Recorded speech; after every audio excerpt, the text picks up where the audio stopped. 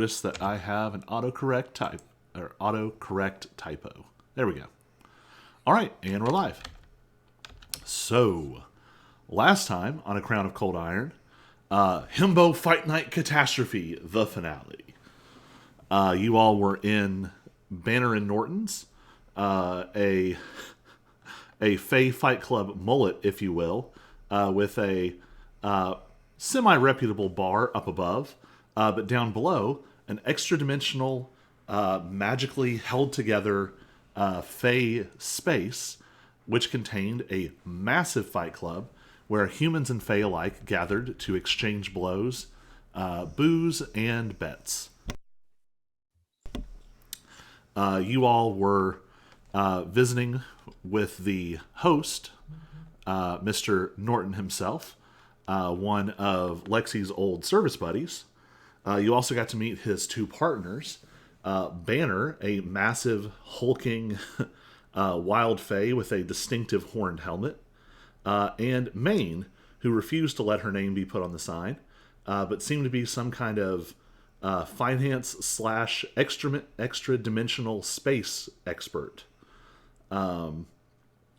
Everything was going fine, except for some shady characters, but that's kind of to be expected. But then all hell broke loose.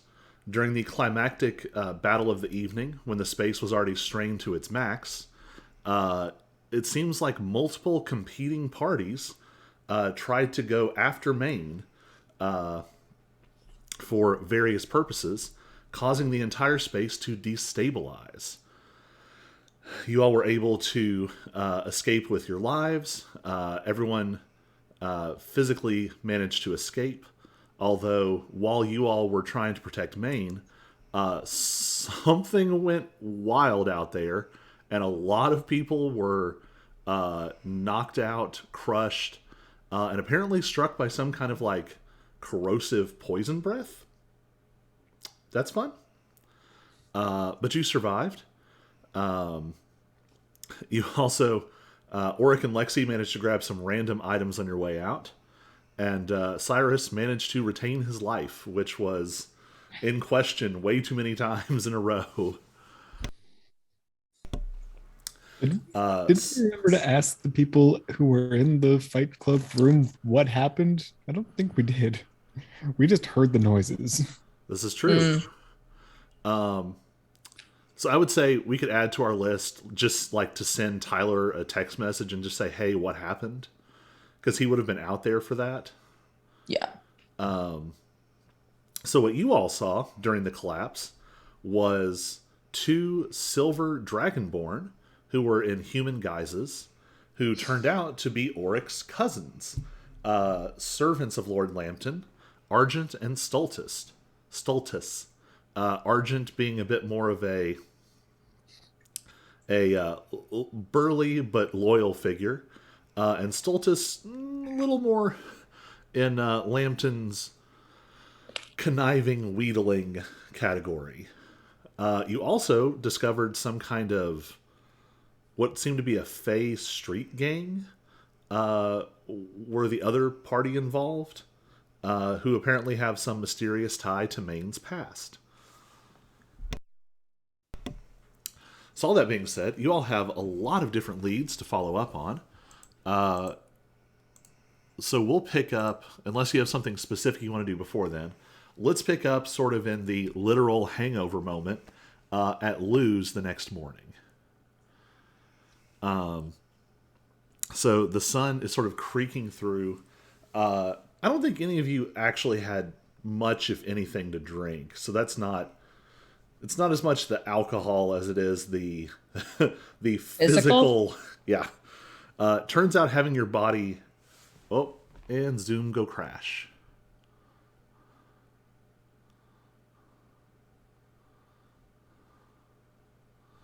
Why Zoom go crash?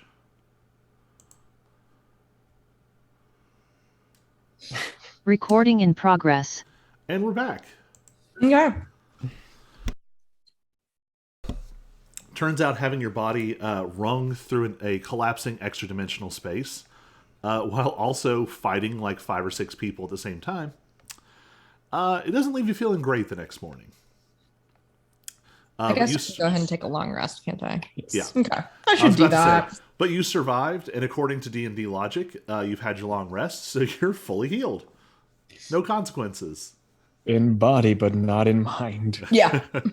That's a good way to put it. Another Bloody Mary, please. Speaking of,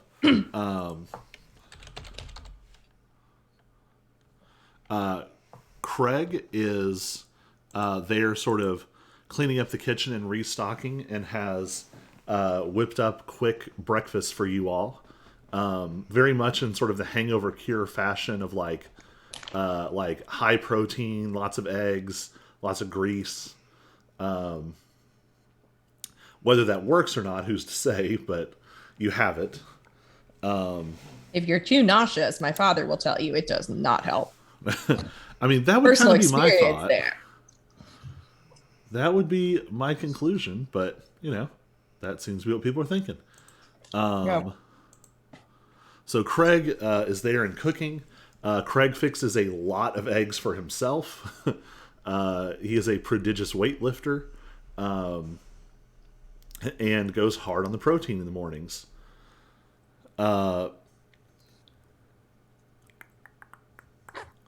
Everybody, give me a perception check.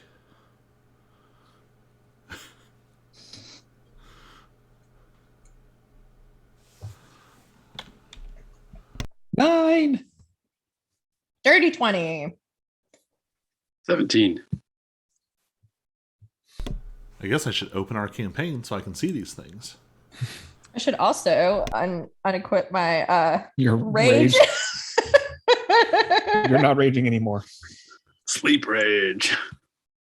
It I just happened. can't let go of this rage. Yeah. All right. Punches herself in her sleep to keep the rage going. Or the old bag of rats. All right, on those perception checks. That makes sense. Lexi, you do notice that Caleb isn't here. Usually he'd be helping Craig clean up and restock. And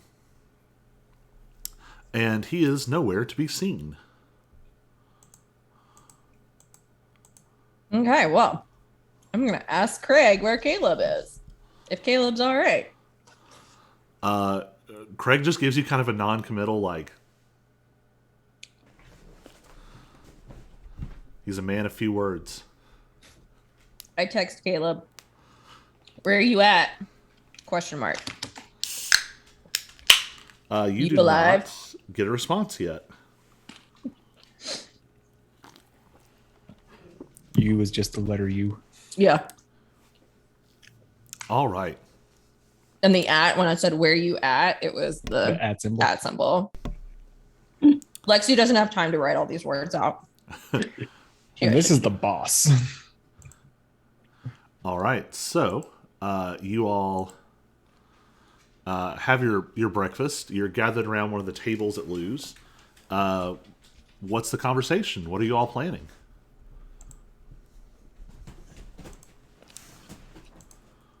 So what the hell happened? I mean, I guess we kind of know what happened. The man failed. Yeah. Lexi will also text Tyler something to the effect of, "Hey, Seka, you dead man?" Because that's just kind of the language. They have that kind of lingo between each other. Using movie quotes. You really pulled a Cool Runnings reference. I really pulled a Cool Runnings reference. Forever in my heart. Great movie of the 90s. He fires back a little Monty Python clip of the "I Am Not Dead Yet" song from Spamalot. Yes. I am not yet dead. Don't need to go to bed. I could probably sing it if I could find the lyrics. I do remember it. It's a very addictive tune. Oh my gosh, yes. So are you wanting to ask him about what happened? Yeah. So translating from Tyler, his version is like, so you ask what happened, and specifically what happened when you all were out of the room. And his response has a lot of unnecessary dudes in it. Like, dude, dude, dude. Tyler uses dude a lot. There were all these dudes out there, and then like there was this blonde elf lady, and she freaking pulled the wall off the cage and just like knocked them all out, slash unconscious, slash squished them. It was freaking crazy. Did anybody die? The ones who fought back. Tyler. Dot dot dot. Don't Lawsuit. Dot dot dot. I mean, don't feel too bad for them. They're a band of like fey street criminals who showed up with weapons to try and kidnap one of my partners. So, you know, they weren't exactly innocent bystanders to the situation. Oh, which partner was that they were trying to kidnap? Probably Maine. Oh yeah, they were. From what we gathered from the survivors, they were apparently after Maine. They said their leader was Char, I think, something like that. Okay. That was I think that's what she said. The woman was who was with my cousins, but not with my cousins. Mm-hmm. Mm.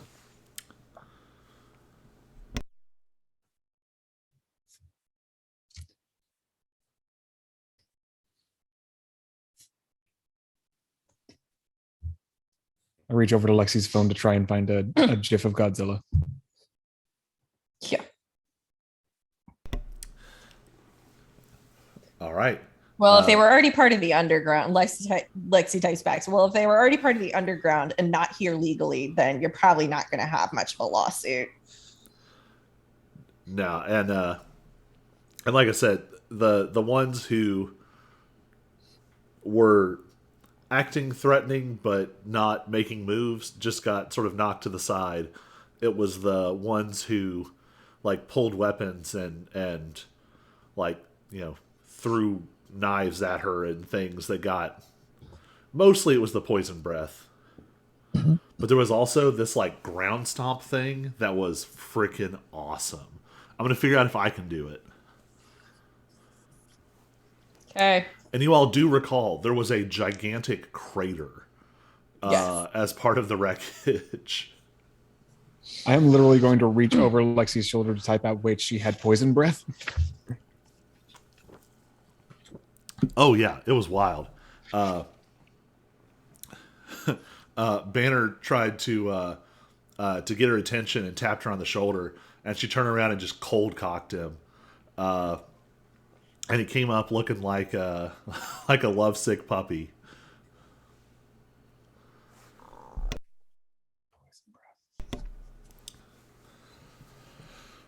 Trying to think what else he would have told you. All of the other fighters got out fine. He notes that like the Kingsguard group were sort of jerks in that they just like insta-bailed. There wasn't like, hey, can we help? Is everyone okay? They just like got together and ported out of there with some kind of magic. Okay, remind player Rachel. Oh, brain. I'm farting on the Kingsguard. Yeah, so that was. Go ahead. Are they actually like a legit like military like No. employed by the government? No. No, this Racist is militia. Yeah, Racist militia. that's So they're like Proud Boys. Ish. I mean, they're fine with all genders, faiths, nationalities, and sexualities as long as you are entirely human. Okay. But still, the very militia based, like Yeah. Yeah. Okay. They're So, the ones yes. we fought in the basement. Right. Yeah. I knew we'd find them in the basement. I was just trying to remember if they were actually like Actual military. actual military, like employed by the government to do things. Yeah, no.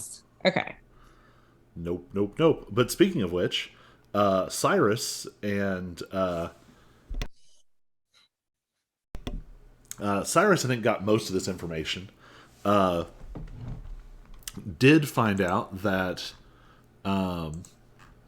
Davis has gone undercover with the Kingsguard, using the sort of pretense of the fallout from the Hall of Light, where basically like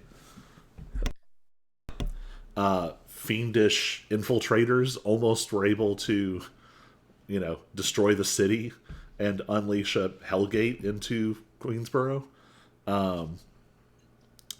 Using the pretense of that, Davis is going undercover, basically as himself.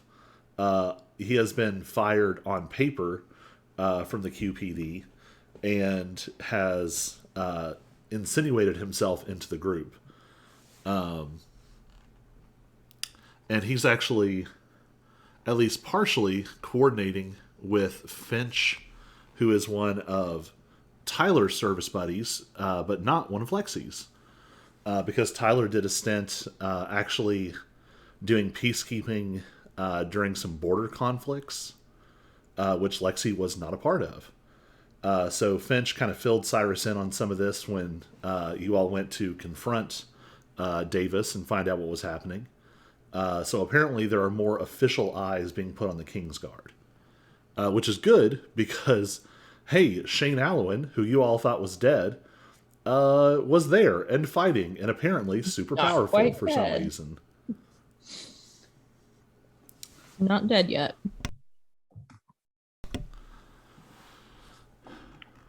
All right. So what else do you all want to discuss? What else are you wanting to do?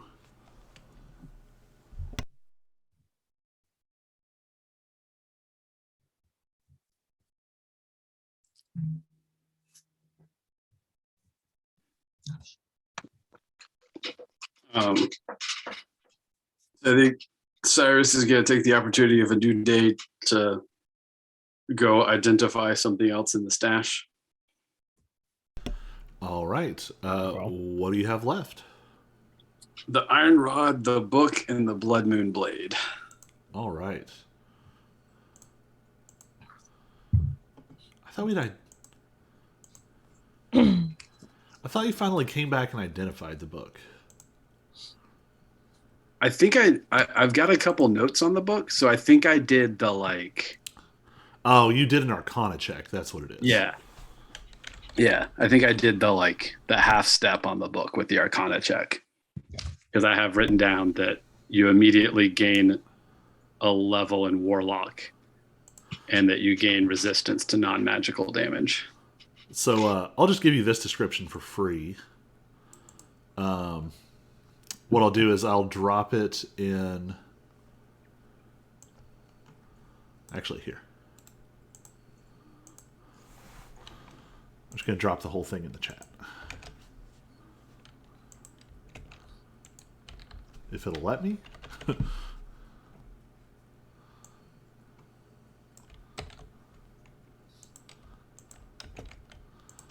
Apparently there is a limit to how big a message can be in chat.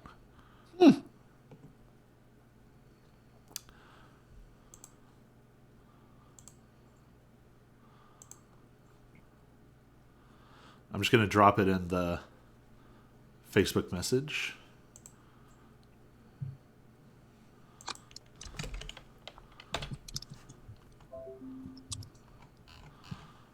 And I'll just read the super short version. Basically, what you discover is that the tome itself is one spell that is so powerful that it is basically alive and thinks for itself. Wow. The book just contains the one spell. but it's so powerful that attuning to it gives you an immediate level in Warlock with the Fey Patron. It does mean your subsequent levels have to be in Warlock. You gain the Fey creature type if you don't already have it. And then you gain the following benefits as you level up. Warlock level 2, you have resistance to bludgeoning, piercing, and slashing from attacks that are neither magical nor iron. You can cast Misty Step at will. Warlock level 3, you have advantage on saving throws against magic and magical effects. Warlock level 4, you add Summon Fey and Conjure Woodland Beings to your list of spells known. You can cast one of them once without expending a spell slot. You regain the ability to cast it in this way when you finish a short or long rest. Charisma is your spellcasting ability for this spell. Also, you can cast the Plane Shift spell once per day to travel only to Fairy and back to the human realm. And I won't make you use a charge for that, because you've gotten... creepily, the tome was telling you this. Every time you got close to it, it was broadcasting all of the neat things it could do. Let me tell you about myself. Yeah. Sounds like a fantastic reason to just trust the book. Totally not creepy. Do you want to use your ID on... So you said there was the tome, the rod, and what was the other? The Blood Moon Blade. Would you rather do the Iron Rod or the Blood Moon Blade? The rod. All right.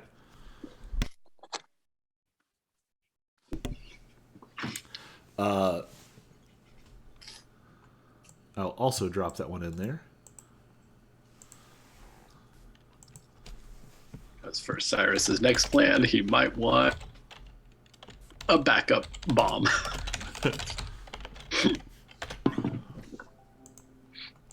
All right. This is a legendary wand. Requires attunement by a spellcaster. This unnatural, unstable fusion of Fey and human magic is known to the party as the Iron Rod. At its heart is a bar of dark, unpolished iron inscribed with burning red runes of twisted sylvan script. It is bound up in a delicate lattice of countless spiraling silver strands that form a metallic grip and expand outward like a cage around the iron. At its tip, it has a raised, intricate rune that mingles together the iron and the silver. The rune seems to belong to a powerful Seelie noble, which was something you all learned a lot of sessions ago. Mm-hmm. Taken all together, the rod combines the magics of Fey hierarchy and vicious anti-Fey compulsions invented by human wizardry. While attuned to this wand, you gain a +2 bonus to spell attack rolls. In addition, you ignore half cover when making a spell attack. In addition, you can forcefully compel all Fey creatures of CR 3 and lower. By using an action, you can activate the rod's compulsion, forcing all such creatures you can see to obey your commands for 24 hours. They will follow your commands as best they can, even at risk to their own life. They will act according to their nature in matters outside the scope of your instructions. Yikes. Yikes is right. What kitten? Can we destroy it? Give me an Arcana check. Because I do not like this thing. Oh, 21. All right, with a 21. So you would know immediately, items of this caliber, both the tome and the rod, are so powerful that they are almost impossible to destroy by normal means. Often there is a very, very particular condition required to destroy them. Sometimes they have to be destroyed. Usually it's a combination of like certain criteria have to be fulfilled, like a certain place, a certain person or kind of person, a certain form of damage. Sometimes a sacrifice has to be offered. Sometimes there has to be a particular celestial alignment. Sometimes it requires cooperation between otherwise competing entities like an angel and a devil. For our Tolkien fans at home, it is very much in sort of the throw it in Mount Doom kind of vein. Can't be any other volcano. Has to be that one. Yep.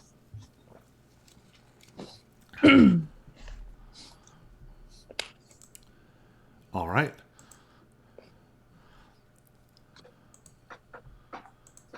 What else is on the agenda?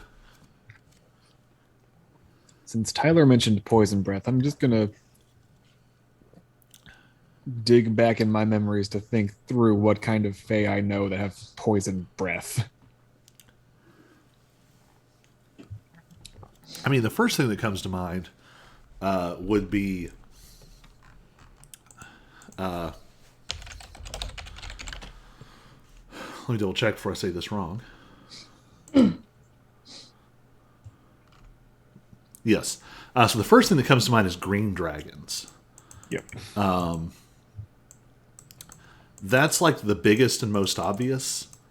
I mean, there's definitely other fae that use poisonous breath. When you're talking about like big, super destructive poisonous breath, they're the most famous for sure. Mm-hmm. And what kind of dragon is Lord Taurus again? You actually don't know. Okay. Some of the things you've sort of drawn out in the past, Taurus is known as the Slumbering Catastrophe. And part of the reason for that is that he is, in fact, in some kind of extended hibernation. He's not even really been active during your lifetime.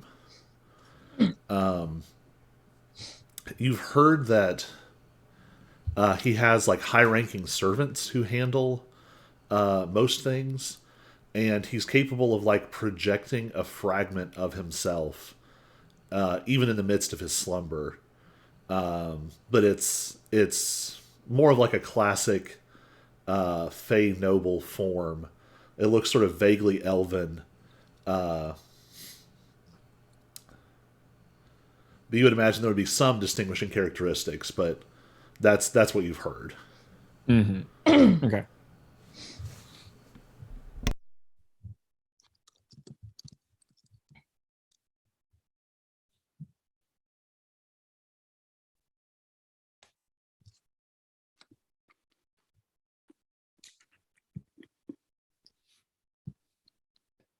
Okay, so in one sense, at least, Himbo Fight Night was a bust because it didn't really, or at least didn't obviously give us leads into our search for mysterious guy, cats, or trafficked humans. Trafficking. I don't know. I think Shar might be somebody in on the human trafficking. I think so as well, but we are inferring. Yes. You would think that probably not your only leads, but some of your information on this mysterious fighter probably vanished into the void when all of Tyler's filing cabinets and desk were flung out of existence. Yeah. Kind of annoying. And Auric, you also picked up an item. I did.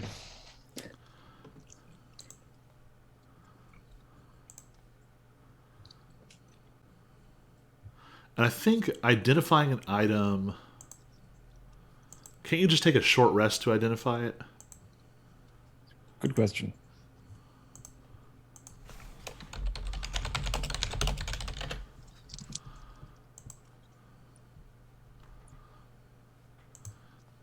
I mean, you would at least assume that Maine would have told you if it was cursed. One would hope. Yep. Let's see. Identifying a magic item. Yeah, focus on one magic item during a short rest while being in physical contact with the item. All right. Would you like to do that? Sure.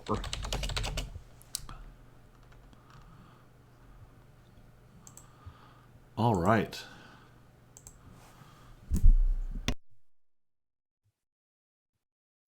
Now that you've had a chance to kind of take a look at the cloak has a weird visual quality to it. instead of looking like oh, this is just a gray cloak, now that you've gotten it sort of out of Banner and Norton's and have had a chance to look at it, it almost has a weird sort of illusory quality. It has like little flashes of sights and textures of the city. So if you turn it in sort of one angle, one sort of light, you catch glimpses of like concrete and glass.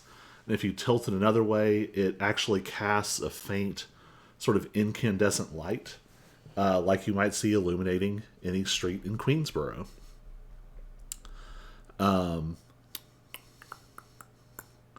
Properties. When you are on a named street of a city, you have advantage on dexterity stealth checks.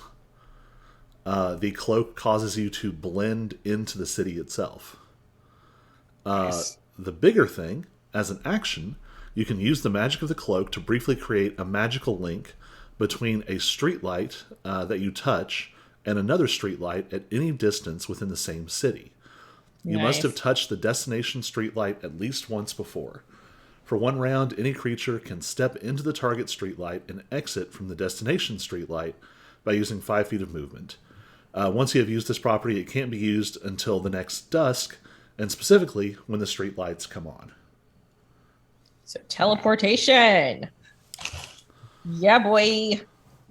This sounds like a very Cyrus item. Is that a wait? So is that a one person teleport, or like a? Is that? That's any number of creatures within one round.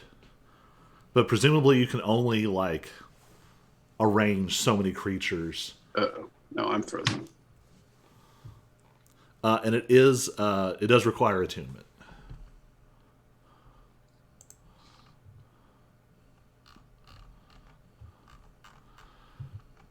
So do we give advantage on stealth to the rogue, or do we give it to somebody else so they can try to keep up with the rogue? Well, and the property is weirdly specific. It is only on a named street. So if you were like in the alley behind Lou's, it wouldn't work. If you're inside a building, it won't work. But if you're on like, Broad Street, it works. I realize I have now committed myself to naming every frickin' street in the entire city, but we'll burn that bridge when we get to it. I mean, you get to downtown and it's just numbers. First Street, Second Street, 249th Street. Lexi, you also picked up a couple of items. Yes. So the bottle that sort of clinked at you from within Tyler's liquor cabinet, I don't remember. Did you pour it out before this point? I don't think so. So what would you have done with this bottle? Trying to think. I guess probably like tucked it into like whatever, like my knapsack or whatever. And, I probably haven't touched it since, I came home. So I think that at some point, not long after you got to the bar, it started like clinking around in your bag. Okay. Loud enough to wake me up? Probably not. Okay. It's not like thrashing. It's more like a clink, clink, clink, clink, clink, clink. Okay. And then I probably would want to investigate it come morning if I heard it in the morning. All right. So we'll actually just say this is right now. So you all are sort of milling around Lou's. You hear the bag clinking away. You pull it over. And it's this dusty old, like very old style beer bottle. And it's relatively opaque. You can only barely see that there's something inside. And as you look at it, two like simple dark eyes look out at you from inside the bottle, almost like a child's drawing of eyes. They're just like black, like slits almost, and it kind of blinks a few times. I jump while holding onto the bottle very tightly because it's glass. The eyes like whirl randomly around the bottle, and you can almost like they sort of distort into like spirals, like a dizzy emoji, and then they kind of recover, and now they're just staring at you again. There's an insistent little plink plink on the bottle. Trying to think if like no, Lexi would know Morse code. She was called it Morse code. Lexi would know something like that from her time in the military. Morse code, the ancient signal language of the British folk dancers. It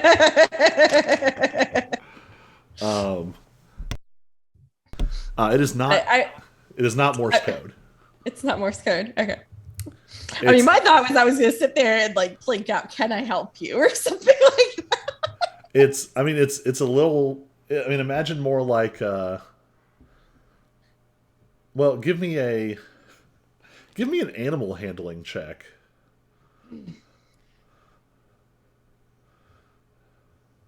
Hold on, do I have a spell for that?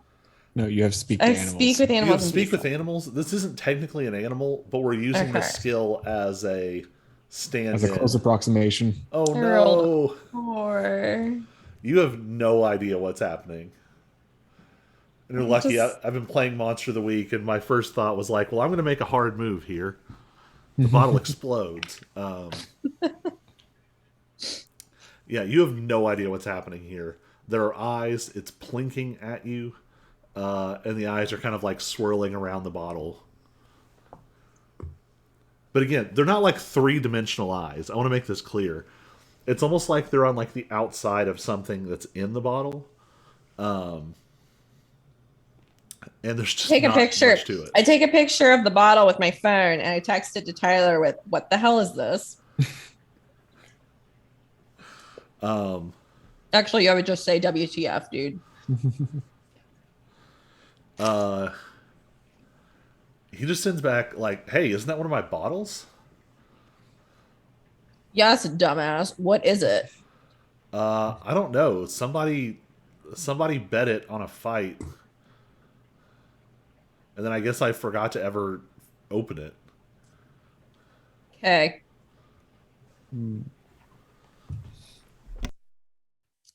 Tyler's no help, so May I? would you like to? I take a picture and text it to Vela with just 5 question marks.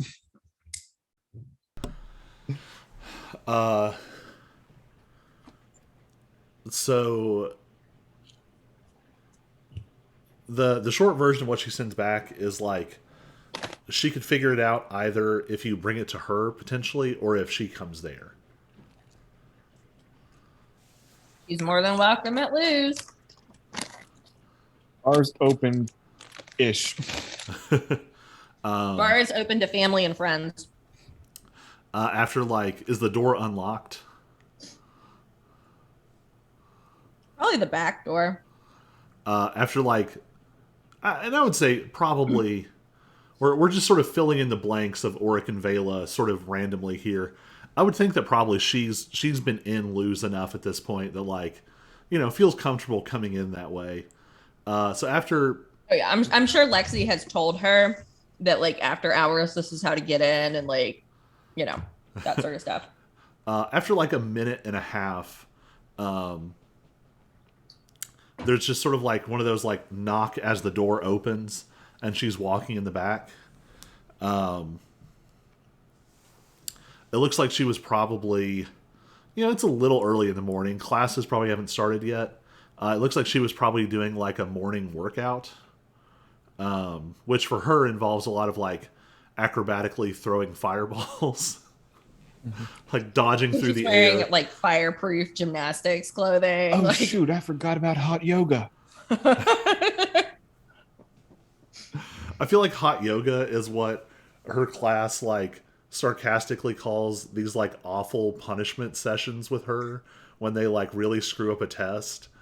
And she like literally lights part of the room on fire with magical fire, and they have to like do all these acrobatic feats. Yes. Yep. She walks in and is kind of stretching, and Vela's one of those people between her training and her classes and the occasional duel and just a sort of cavalier approach to life, always has like some bruises and like cuts and things in various states of healing. I think she's probably got like an athletic tank top kind of thing happening, and then something probably like yoga pants, but probably Cyrus would probably be the one to notice this. The material is not like stretchy yoga pants. It's actually some kind of like top-notch, like nearly like slash-proof material that people in the NBI like fight to requisition items from that. And she's just like casually wearing it as like workout clothes. So she kind of like stretches as she comes in, and you see her kind of like pull her hair back out of her face and says, oh. Her neck audibly pops. All right, so what do we have here? I think she walks up to the table and tell me if this sounds correct for Auric, but probably just does like a casual like sort of leans over with like a hand on Auric's back, looking. So she's very interested, but she's not ignoring you. That's the balance. And she's leaning in close, and the eyes are like bloop, bloop, sort of tracking back and forth with her. And she says, well, I could take it back and cast a bunch of spells on it and let a bunch of researchers like poke at it, and we can do all this stuff and not open it. Or we could just open it.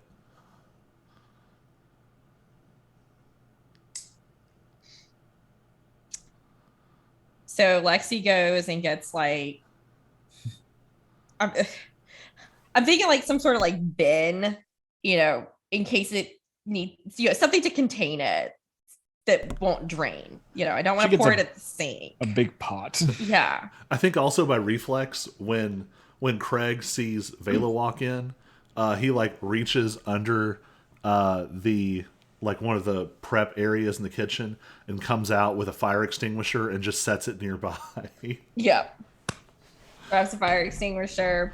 I'm thinking like one of those like giant metal tubs that like, we would use for like catering type stuff where you put a bunch of ice in and stick the beer in, like that sort of thing. I also think probably there was one night at Lou's where girl, someone like left a door open or something, and some like little varmint or something ran past, and it like spooked Vela, and she shot a firebolt at it in the middle of the bar. And that's why we keep fire extinguishers next to Vela. Yeah, Craig has never really forgiven her. She like magicked it away. She's very good at fixing burns. But yeah, Craig kind of has like a dark look. Like, yeah, Craig has not forgotten. No. All right. So you lay out the tub, and it's got like a unscrew lid, like very old school, almost kind of like a cruder version of like a Snapple top. And it kind of are you just fully turning it upside down into the thing? I'd probably like gently. I wouldn't just like upside down it, but like gently. Sorry. So there's this very long moment where the five of you and then no, sorry, I can't count. The four of you and then Craig kind of like watching from the kitchen. You're sitting there for a really long time as this like viscous amber liquid very slowly, almost like honey, like pools and then almost falls, like it like gathers at the end of the bottle and then boop, all at once. And there is a it looks like a giant globule of you would know this immediately, Lexi. It smells like honey mead. And it doesn't like flatten along the bottom and disperse. It holds itself in a shape about like this by this. And the two black slit eyes bloop, open again. And it sort of like just looks around the inside of this container. And then it looks up at you all. And the eyes bloop. And it just kind of bounces a little. Bloop. Hi, buddy. It kind of bloop, bloop in response. How'd you get in here? Meaning the bottle. It sort of turns and blinks at you once or twice. And then almost like little brows sort of furrow like it's thinking. And then it kind of... It's sort of a slow motion, but it sort of spirals up. Almost like it's depicting itself being sort of siphoned up into something. And then it seems like collapse from the strain of doing that. Can we get... Can Cyrus try the other magnifying glass? Not the identify, but just the Arcana property on it and see what happens? Yeah, go for it. Arcana or investigation? I can use either one. I think this has to be Arcana. Okay. Well, you can use investigation, but it's only going to tell you what you're seeing. Okay.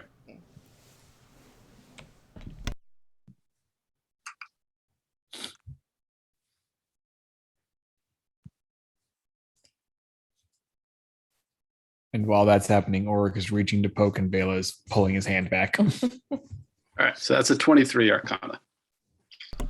All right, with a 23 Arcana,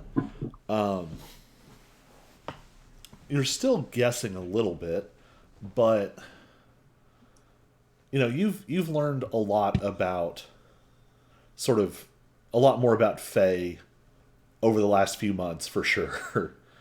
And one of the things you learned is that Fae come in this whole sort of spectrum from what are basically like gods on one end, then sort of Fae nobles, then most of the Fae humanoids sit somewhere in the middle.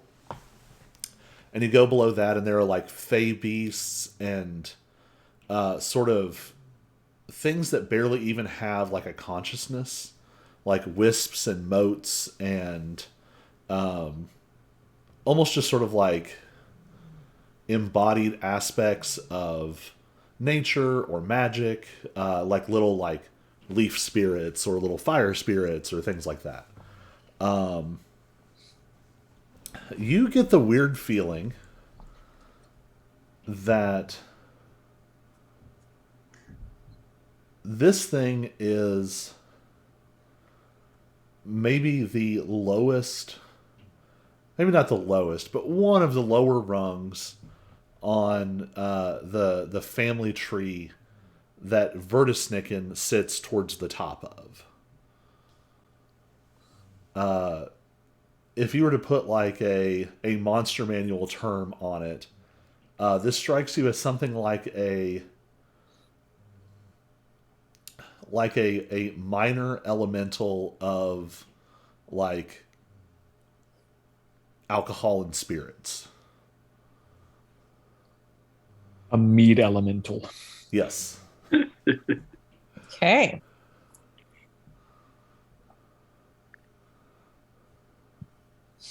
Can we keep it? Sure. Luz needs a mascot, right? I mean, we already have the beer salt back, like the brew, like. But yeah. And actually, as you say that, Lexi, give me a perception check with advantage. Okay. That's an 18. And that's a 13. So 18.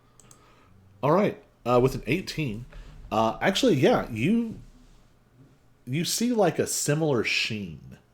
There's almost like a faint glow, and you don't even know if anyone else sees it. But when you like look at the beer sol packed brew, that bottle sitting like high up on a shelf, you can always spot it immediately. I mean, you know all the bottles anyway, but you could pick it up even out of a random selection of bottles because it glows just a little bit. Yeah. And it seems like the longer this thing sits here, it glows more like that. And actually, you all notice it's starting to sweat a little bit. Are you warm? There are like droplets of condensation forming on the sort of outer membrane of this creature.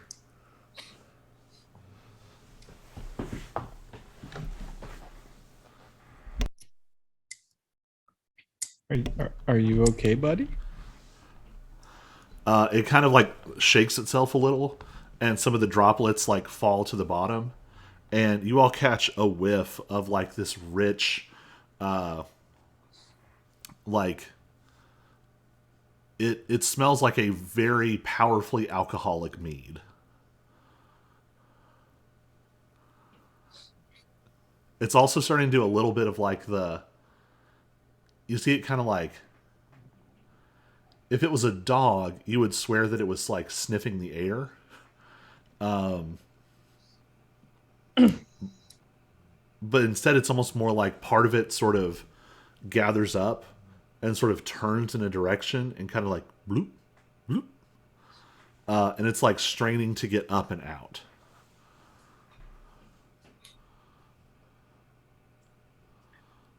What's over in that? Is that the direction of the bar? Is it trying to drink all the beer? So my immediate thought is to get the beer saw brew down and see how it reacts to that. It sort of nuzzles up against it, like a lazy pet next to a warm like spot of light coming in through a window, and it just has a very self-satisfied like and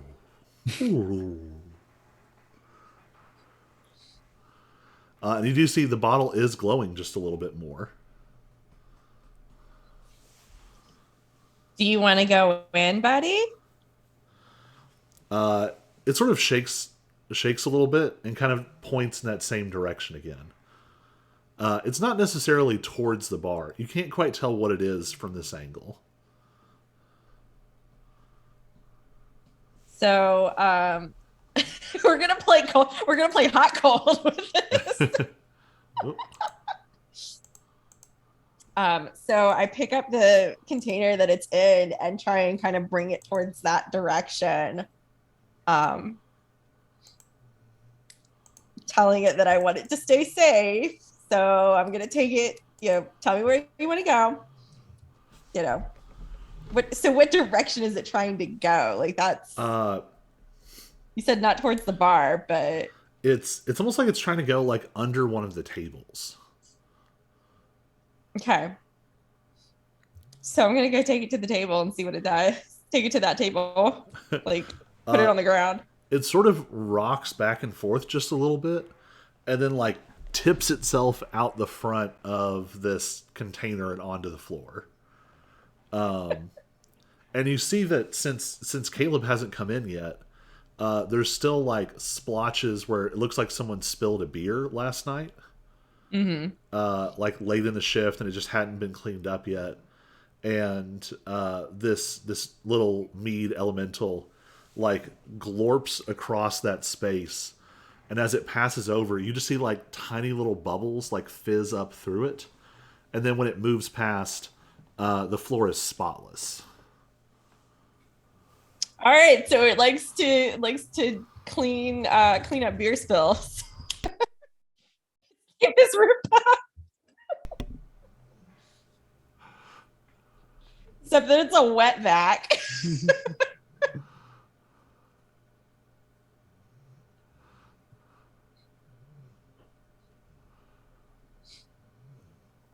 Okay, so that tastes good, buddy. Unless you actively stop it, it's gonna just keep like finding all the little spots on the floor. I mean, I'm kind of like Lexi would be kind of fascinated by this, like watching it. Yeah, And besides, Caleb hasn't come in yet. Like, yeah. floor's gotta get cleaned somehow. It's going around cleaning spots up. Okay. So the other thing that you found, so you found this broken haft of something, this like broken length of wood that was sitting in this sort of weapon rack in Tyler's office. Yes. What have you done with this? I probably just like stuck it in like the harness that I keep my brewer's mallet on, because I imagine it's a little bigger than my knapsack. But so it's just probably on the floor of my room or wherever I put my mallet. Given how exhausted I was, I probably just threw some stuff on the floor and like face planted into bed. All right. We won't do anything else with that for now. So you all have checked out the items. And Lexi, don't forget you picked up 453 gold. Yes. Oh, I think, Auric, you also have like... Yeah, you have like a random grab bag of tiny little magical trinkets. Yes, I do. No. I'll price that out at some point, unless you just want to have like... Maybe you want to have that like for your, sort of mini lair in your apartment. Across the buffet. Yeah, most of them just seem like very, very minor effects, like even less than like the Helm of Dread, like even lesser than that. Like you find a little rock, and when you pick it up, it just points in the same direction every time you pick it up. There's like a little like chip cut in it, and that chip always spins in a certain direction. Things I'm like that. keeping that. I always lose track. I always get lost in this town. This is going to be very helpful. So I'll figure out what some of the other little tidbits are. All right. So that's happening. So what's next?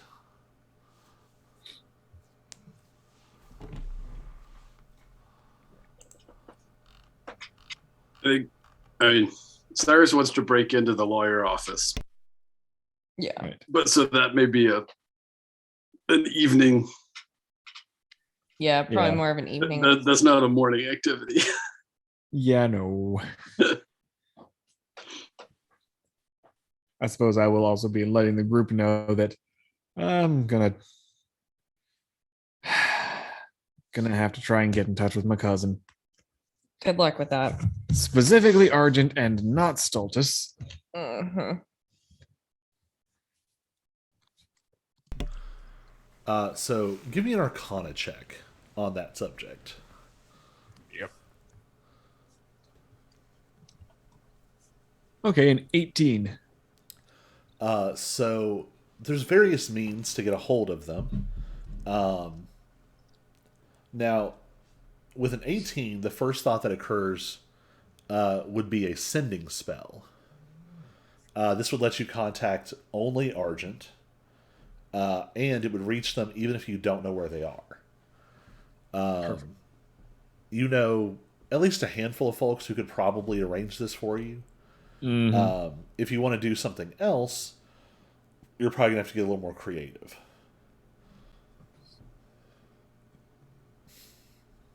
Yeah, I think heading to the school to find somebody to help me with a sending spell would be my best bet. I'm gonna ignore that sending is a cleric spell because I've always thought that was stupid. It's a cleric spell. Well, it is your right as the DM and creator of the world to No, do what you want. according to D&D Beyond, it's bard, cleric, wizard. Oh, I don't know that I realized wizards got it. Maybe it's just because it's so competitive at third level that it's like, who would take this? Mm-hmm.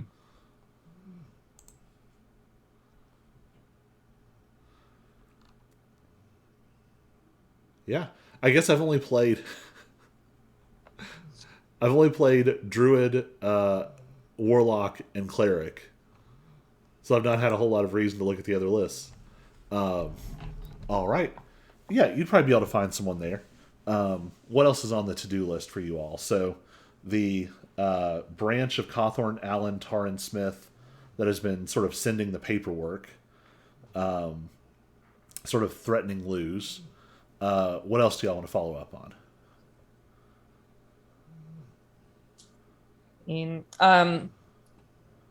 Definitely want to do some more digging, although I'm not sure exactly which thread to pull on this trafficking situation. So just to sort of refresh some of the things that you've heard. So Auric got a letter from Lambton, his patron, a somewhat threatening letter, if you read between the lines. Yeah. Very polite on the surface, but underneath, dark currents. And it said that Lord Taurus has sent a powerful agent to the city to continue in this plot of trafficking humans into Fairy.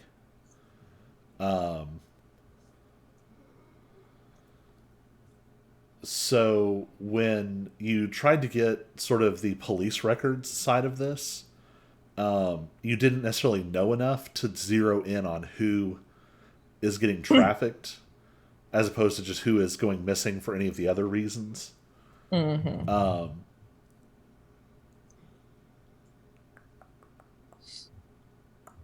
Lexi, give me a history check. Okay. I guess really this is just an intelligence check, but 16. with a 16, you remember an odd. I think you were one of the first ones to talk to Finch, right? Yes. Because Cyrus had a longer conversation about some of the other stuff, but you also talked to Finch. And something Finch said has been sort of like pestering the back of your mind. Yeah. So Finch has some like lingering like nerve issues as a result of his tour of duty that he goes and gets treatment for like once a month. And he said that a couple of times. I guess it has to be more than once a month because it's not been that long. Maybe every other week. A couple of times now, when he's been down at one of the major hospitals downtown, sort of waiting for his appointment, he spotted some weird people talking to a lot of the patients.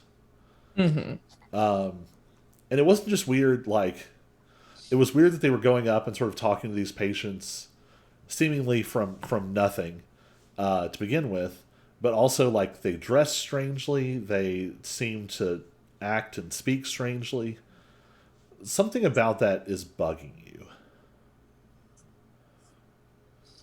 Yeah, that makes me wonder, my first thought is, okay, are they posing, are they trying to get people into Fairy by posing as like, oh, you can't get your medical problem solved here? Here's how we'll do it for you.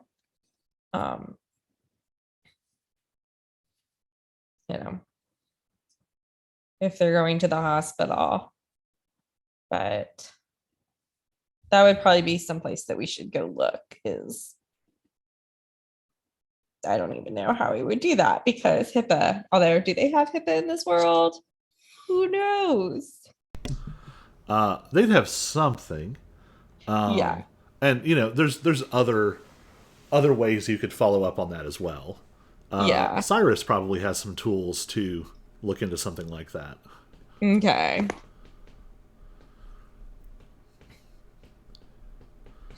So there's the cat law office. There's the warehouse. There's now the hospital. A sending spell to contact Argent. Cyrus had also mentioned reaching out to Alex regarding Shane. Yep. And I think maybe double check and see if there's any NBI records on him that might show anything. All right. So we'll sort of divide the camera perspective here.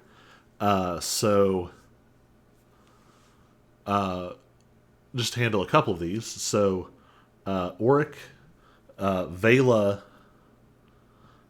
takes you back to the school. She has sending in one of her spell books, but didn't bring it or prepare it today. Of course. That's fair. Why would she have it prepared? It's a regular school day. I mean, and you just know, like, and maybe this has been like a point of contention with you all, that like she's a wizard with all of these possible spells she can cast, and she memorizes like the same explodey spells every single day. Like almost all of her spells are explodey spells and anti-explodey spells, and not much else. You say point of contention, and that's probably how she views it. But for me, it's just a point of me making fun of her because I do the exact same spells as her, and I don't have access to others. Well, I think maybe that's the gist of it. Is like, you're stuck with your spells, and she could change them, and it's just like, nah, same ones again every day.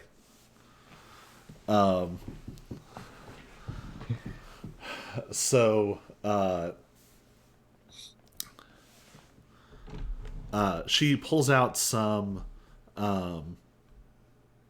weird, like, it's like a crystal that has had like deep marks etched into each facet.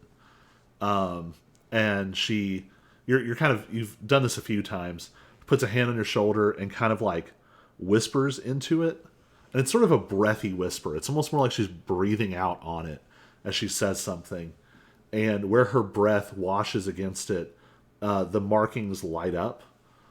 And there is this sort of flash of blue light. And you all are coming out of a teleportation circle on the grounds of the Blackthorn Academy. It's... You would know enough, and you've kind of inspected this before. This isn't like a full-blown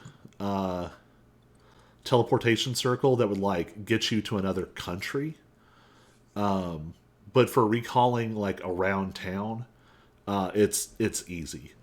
The students can get like a cheapo version of this that's good for like one use, but as a department head and like a sort of an acknowledged up-and-coming heir of the Blackthorn legacy, she gets like the multi-daily use, all-inclusive pass.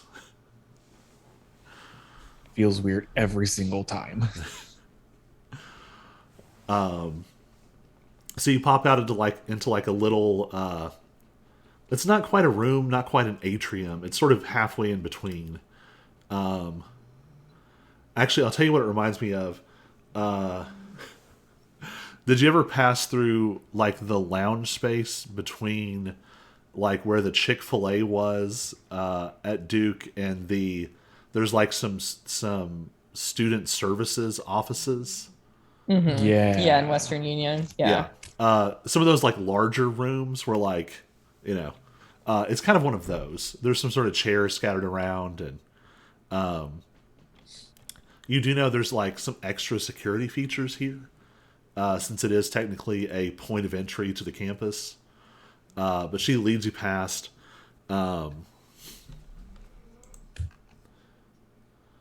It's so funny that this is an evocation spell. Technically, this would be in her wheelhouse. But I think that probably there is a... I have a whole list of Blackthorn names. Let's look at it. Oh, yeah, I know who she goes to. She goes to Barnabas, her TA/flunky.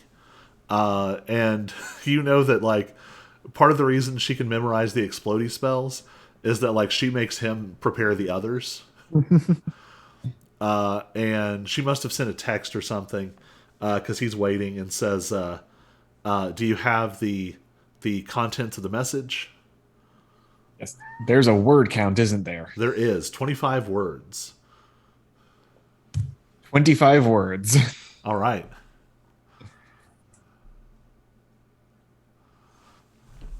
Oops. I need to look and see if you trailed off or if... There he goes. You know what he's like. Give me a flat persuasion check. I would give you advantage because you know them, but you're also offsetting disadvantage because it's going to come out in Barnabas's voice. Right. Oh. That's the lowest I can roll on persuasion. It's a 7. I feel like this is what happened at the Fight Club too.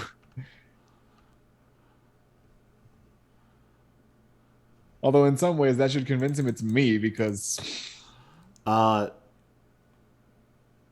I think this would still work. foot in mouth. You have... Well, no. You just never gotten to use that, and it would be fun. But yeah, I guess disadvantage and advantage can only cancel each other.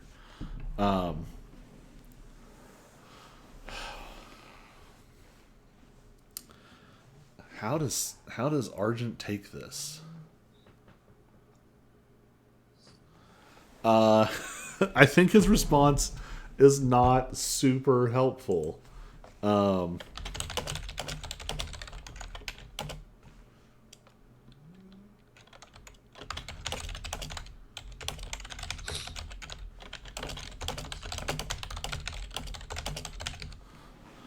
me see how many words this is.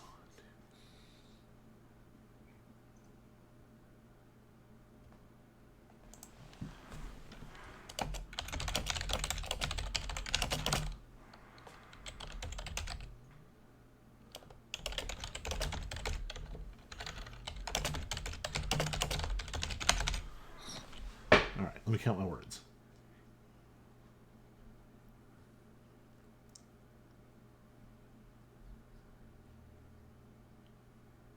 Perfect. In a very deadpan voice, Barnabas relays the response. What are you doing? Why are you interfering?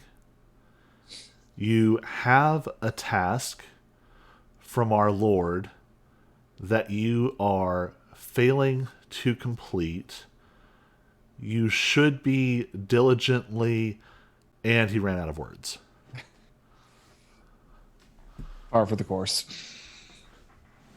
And even though it's in Barnabas's sort of deadpan, like, that sounds like Argent. Like, you can almost hear him saying that.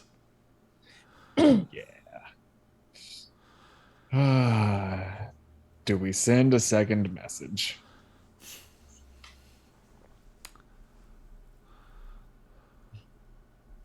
Do you have a second message, Barnabas? Do you need it for anything? He looks at Vela, and she's like... and he's like... Yes, I have a second sending. I'm really sorry about this. I'll buy you a drink or something. So, what are you going to send now? Oh.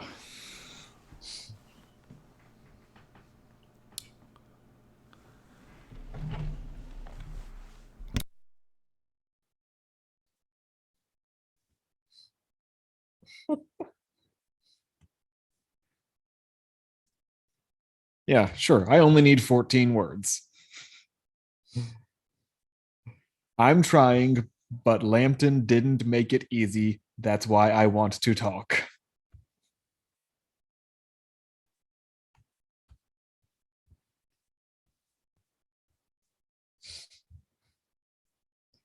Also, learn to count.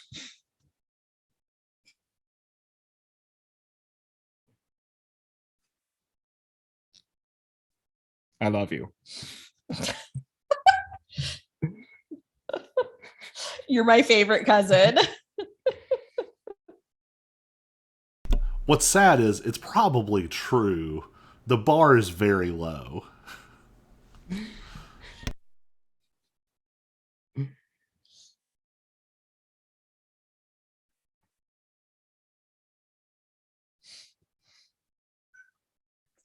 It's time to throw in a gesture. You pooping? Go ahead and give me another persuasion check.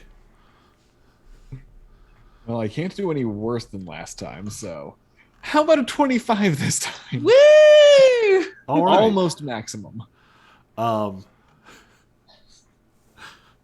You see something sort of silly happen when it's like as soon as Barnabas like reopens the line, it's like Argent never stopped talking, and immediately he goes, "Attending to the honorable duty you have been granted out of Lambton's mercy, you should be grateful for the opportunities you have been given by," and he's out of words again.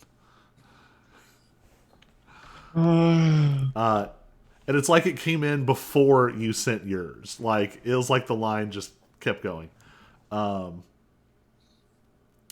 You know for sure that he heard you. You don't necessarily know how he's going to respond. Yeah. Well, I guess I'll be at the park by the river at noon tomorrow, and we'll see if he shows up, because I'm not going to waste another sending just to get more of that. All right, that was the sending.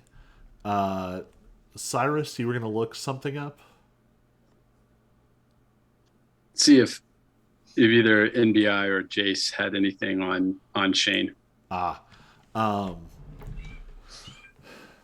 So this actually comes back really quick because Jace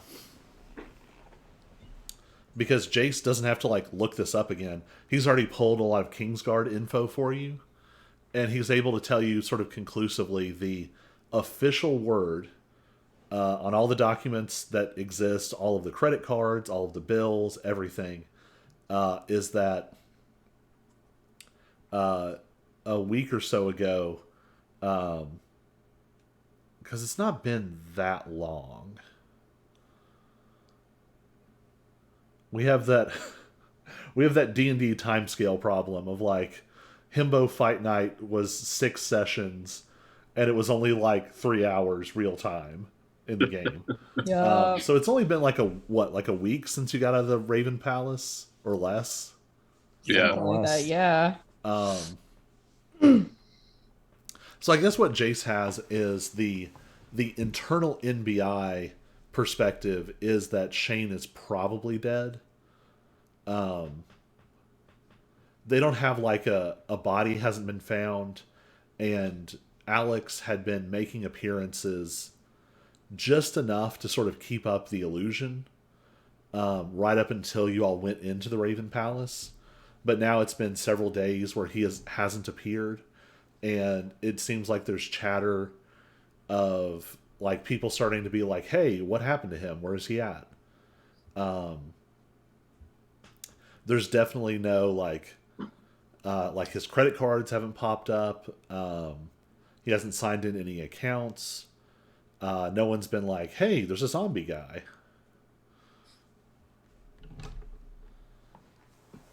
So NBI comes up pretty dry on that one.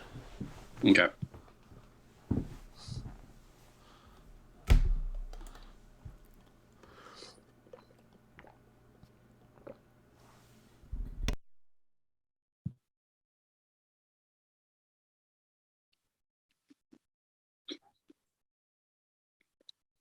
And was there something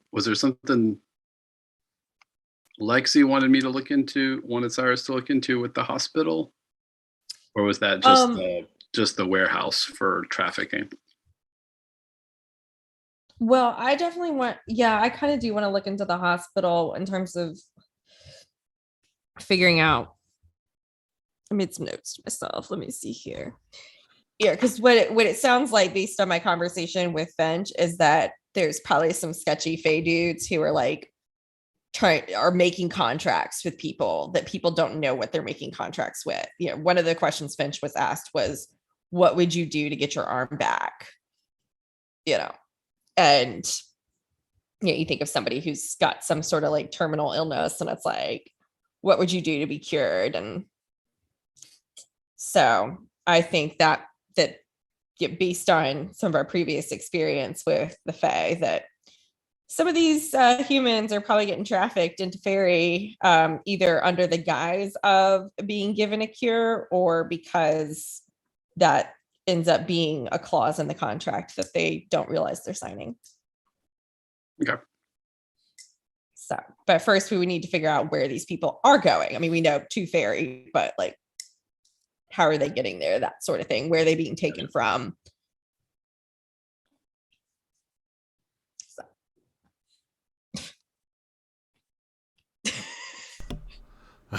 So you're trying to find information on these strange individuals, sort of forwarding all that on to Jace. Yeah. Yeah, I guess so. And I mean, Cyrus doesn't have any other.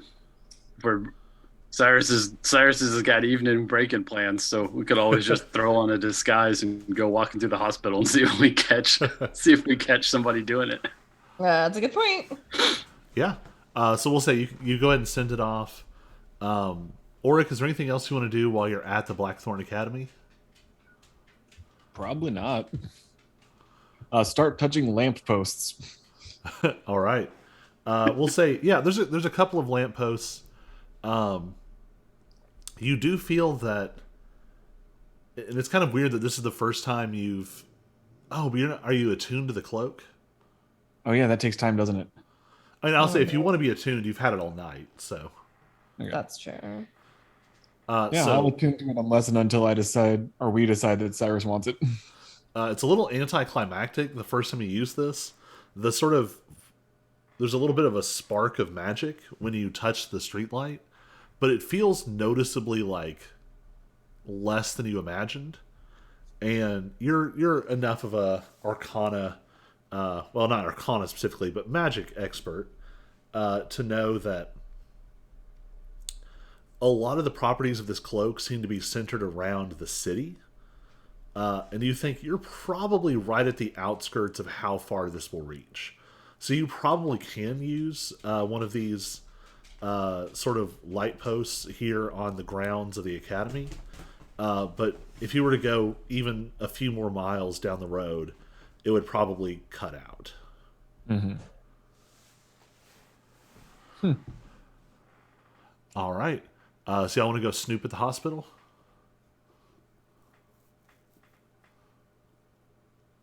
Yeah. All Yep. right. So Vela drops you back off and goes back to teach her classes. And you all load up into Pokey and make your way over to one of the hospitals. This is one of like the large downtown hospitals, which I'll name later. Nice. And it's one of those that like where it takes up like blocks and blocks.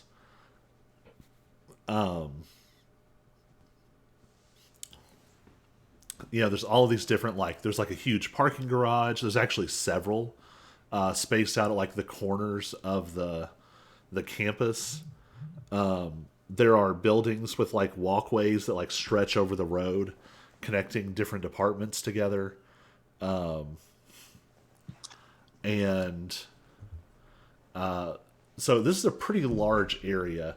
What are you all going to do to sort of narrow your search, or what's the tactic you're taking?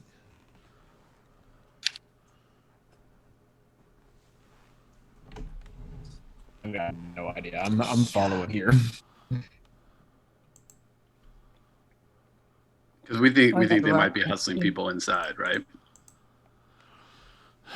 So specifically, the oddity that you ran into was, or that you heard of, was that they were approaching people, specifically in like the sort of open outdoor kind of park areas. Yes, y'all are back. Yeah, y'all. Okay. It looked like your internet Yeah. sort of sputtered out for a second and came back. Yeah. Hospital is massive, takes up several blocks. Specifically, where he had spotted them a couple of times was in a sort of courtyard area near one of the cafeterias, where families a lot of times would go and like wait and eat their lunches, and you're able to kind of make your way there fairly easily. Whatever the fantasy equivalent is of Google Maps, you can sort of see it from the satellite view. So what do you all want to do? You see that there's what looks like probably some families sitting around, some patients. Some of the patients are wearing sort of the classic hospital gowns. Some of them are only identifiable by like medical wristband things, like with the barcodes. So what are you guys doing?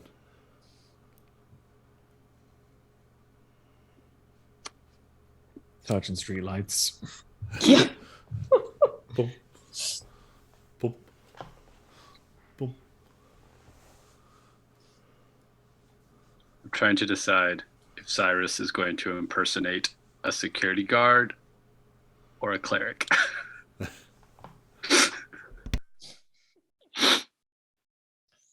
Trying to decide which is more likely. Well, if we're outside, yeah, I think he was going to go cleric if we were inside the hospital. But if we're outside, Well, and just to clarify our terms, you could be a chaplain and not a cleric. Like, because cleric writes a check that your abilities might not be able to cash. there. But you've probably got enough spiritualist background that you could easily pass for a chaplain. Yeah.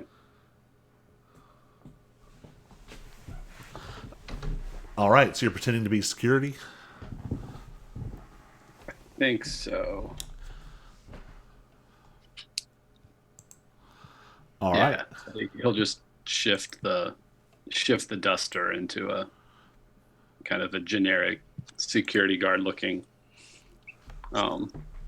outfit. He's not going to go full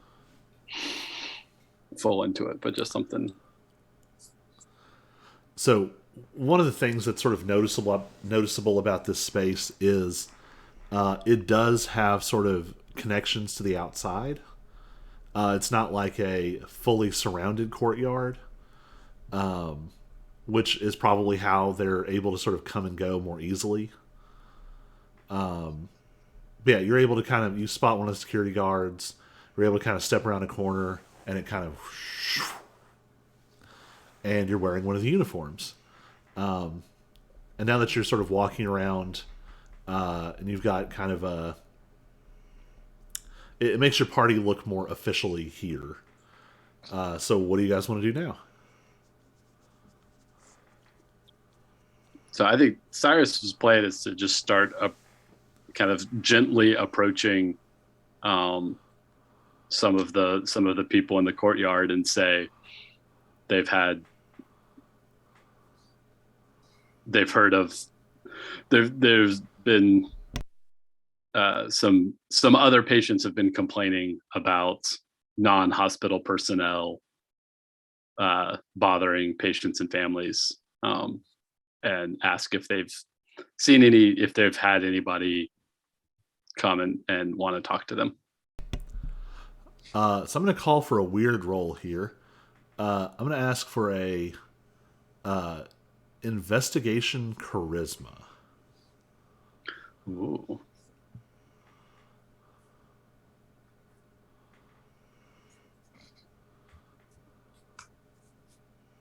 All right. So how does that?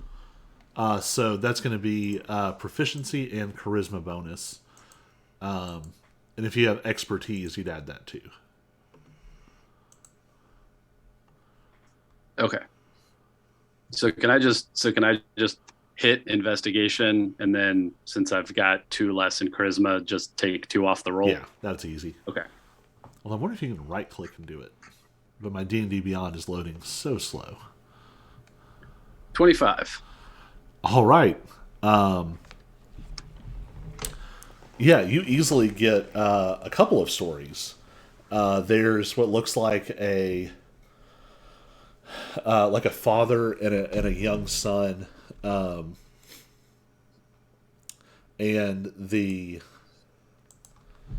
I mean, just at a glance, you can tell the kid looks somewhat ill with something. Is like a little skinnier than you would expect, a little paler. You don't necessarily know what exactly, but the gist of the story you get is that they were here for a treatment a month ago, and the father and the kid both. The kid describes them as 2 weirdos. The father uses an expletive, and they were just sitting there, and they started coming up and asking these like weirdly like personal invasive questions, asking like even the phrasing was weird, and so he remembers it kind of distinctly. They came up and asked things like, is the child ill? Will they die soon? Can the human medicine save the child? If the human medicine does not work, will the child die quickly? And after like literally those 4 questions, the dad just like fully punched one of them and said it actually like broke the skin across his knuckles, which is weird because he didn't think he hit him that hard. It was almost like he scraped something when he punched him. Someone else, they didn't approach them. It's like a cafeteria worker on her break. It's an older lady, and she just says, yeah, she's seen them quite a few times now, and sometimes security like chases them off. And they're always wearing like weird clothes, like clothes that don't match the season, but also clothes that like don't make sense together. Clothes that and they've gotten better over time apparently, but like the first time they came up, they were wearing like a one of them was wearing like a red velvet sports coat and swimming trunks and no shirt. You know, like truly bizarre combinations of attire. And another person. Snow pants and a tank top. What? Snow pants and a tank top. Yeah. The old lady says at first she thought they were like clowns there to entertain the children. There's actually a security guard who there's kind of a close call for a minute. I won't make you roll for this though because he rolled really well. You're easily able to play it off like, yeah, I'm the new guy, and they're like, oh yeah, and they of their own volition are like, yeah, you want to keep an eye out for these weird this weird duo we've seen a couple times. I've had to chase them off once or twice. They just have been coming up and asking weird questions and making people uncomfortable. And the last person who has sort of a relevant story is like a 95-year-old woman sitting out there.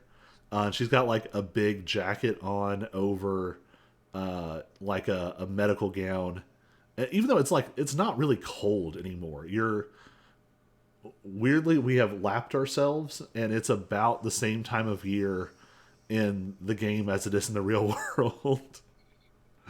We've taken over a year to go like 2.5 months of in-game time.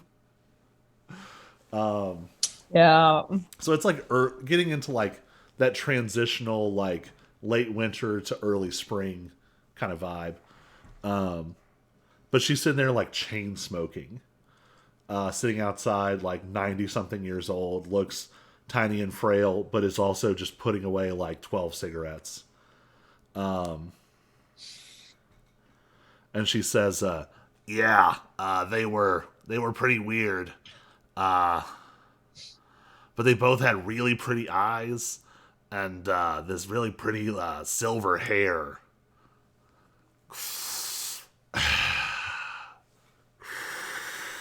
Oxygen tank. Silver hair. Yeah. I did have that in my notes. Silver hair. Well, this is, Stupid ass unless y'all cousins. told me this is the first time Oryx hearing that these had silver hair. I did know that, but my notes were kind of all shoved together, so I wasn't sure if it was a note for my conversation with Finch or for the next thing I wrote down, which was about your cousins, about them annoying Maine. So.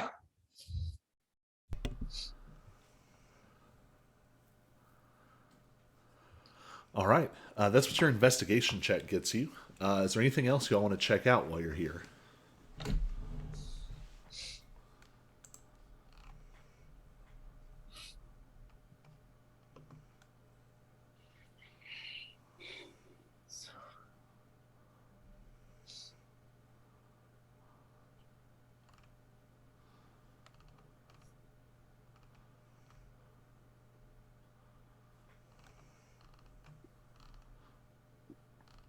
I'm kind of tempted to hang around and just like see if we happen to like spot anybody Meet up with them.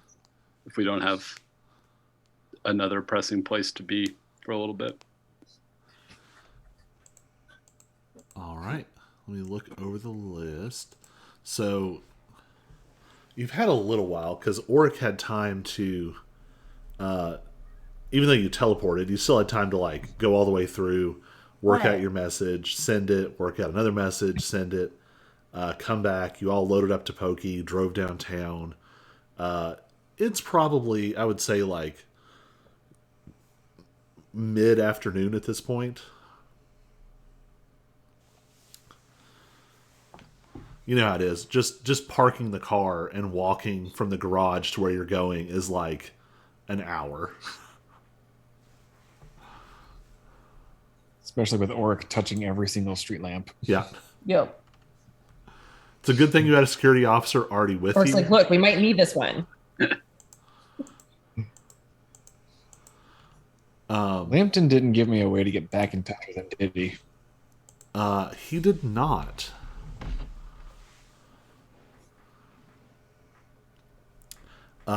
You do think that you could figure out how to send him a message if you wanted to.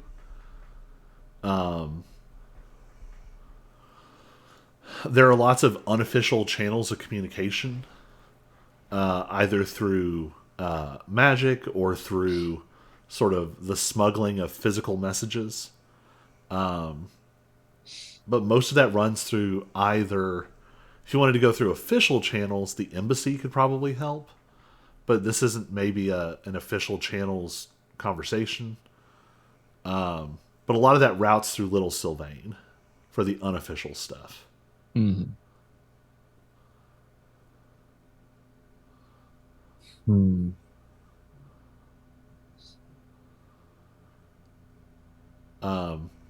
So here's what I'll say. Since we're at 9:52, so you all wait a little bit longer. Argent and Stultus don't appear.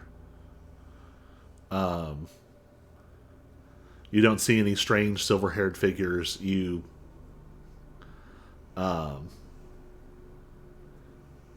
make your way back to Luz, and you find two things.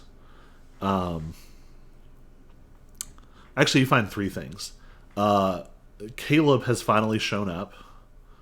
Normally, he would have like been in the morning, gone home and taken a nap, and then come back to cover the evening. He looks. Your best guess is hungover. He looks that not like contagious sick, but like not well.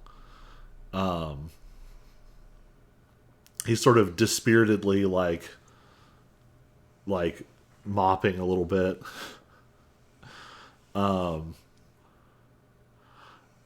You've had a pleasant discovery. You've got a lot of those like big bucket things you were using for the little mead elemental.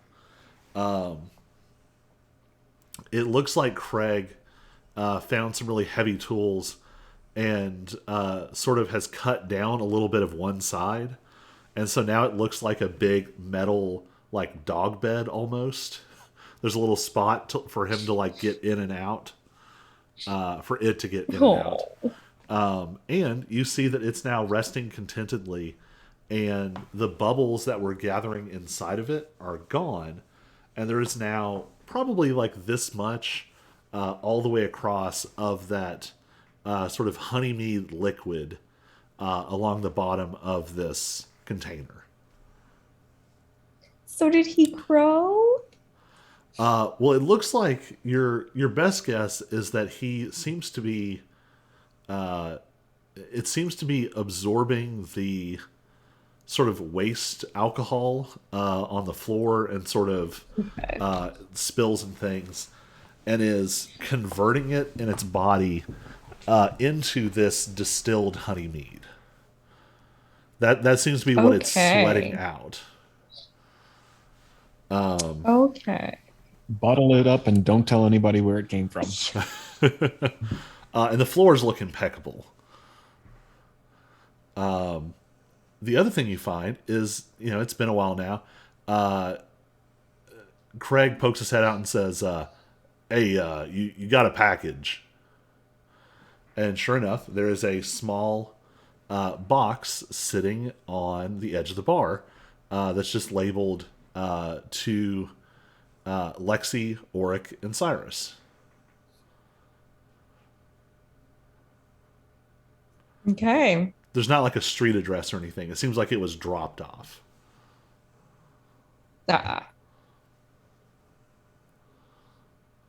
I get my knife out and open the box. I get a spell ready to blow it up if I need to. All right. Inside the box, there is a piece of paper with writing on it.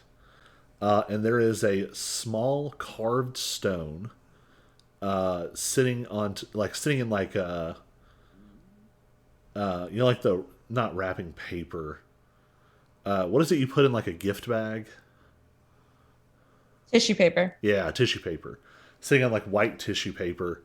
It's this small dark stone that's been carved with these bright. It's been carved and then like the lines have been like chalked. And I realize that description kind of sounds like Tyler's Rock. It isn't. This is different. Okay. Would you like to check out the note? Yes. The note seems to be from Maine. And Maine says, first, I want to apologize. I was sort of rude last night and didn't really give you all a fair chance when you showed up. I just want to say thanks for having my back when things went wrong. It seemed like there was a lot of ways that could have gone very badly for me.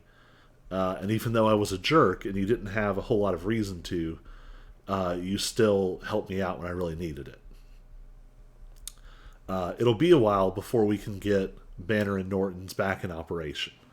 There's a lot of things that have to be replaced and a lot of spells and artifacts and things that have to be rebuilt. But before we start that, I spent the morning on this little project. It's a dimensional anchor. It's one of the things. I heard that your bar is a little exceptional. This has some concentrated dimensional magic in it. You might think of it as like a building block for the spell here at Banner and Norton's. I think that your bar might be able to use this. And then it just says, "Thanks again, Maine."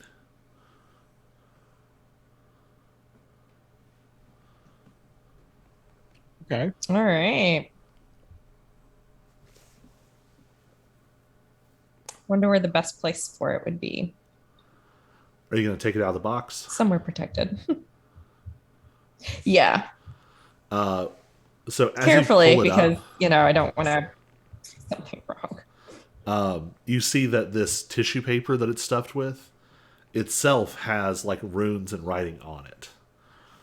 And as soon as the rock gets fully clear from the paper, it gets a little bit dark inside Luz for a second. And then the lights come back up and the rock is starting to kind of dissolve. There is this almost like this thick mist that the rock is dissolving into, and it's sort of like flowing, almost like it's finding like the contours of the room. It like swirls up the staircase to the office. It goes like down through the kitchen, and you hear Craig go, "Ah!" And it sort of swirls all through the space. And that's where I'm going to leave us. And we'll decide, I'll let you all decide during the week sort of what exactly this is doing. Okay. What was it? What did Maine call it again? It's a dimensional anchor. Dimensional anchor. So here's the gist of it. This is going to sort of fill in some of the lost capability that Luz had in the past. Okay. But I'm going to leave it up to you all to decide sort of what category of thing this improves. Okay. So this would be something that could potentially add like more space in ways that don't necessarily have to conform to the external silhouette of the building. It's things that could provide sort of magical advantages, things like defenses or things like utility. It could provide like unseen servants. There's a lot of possibility to it. So if you all kind of give me a category or an idea, I'll kind of work us down to something balanced for the level you're at. Okay. All right. I'm going to go ahead and stop our stream. See you all next week.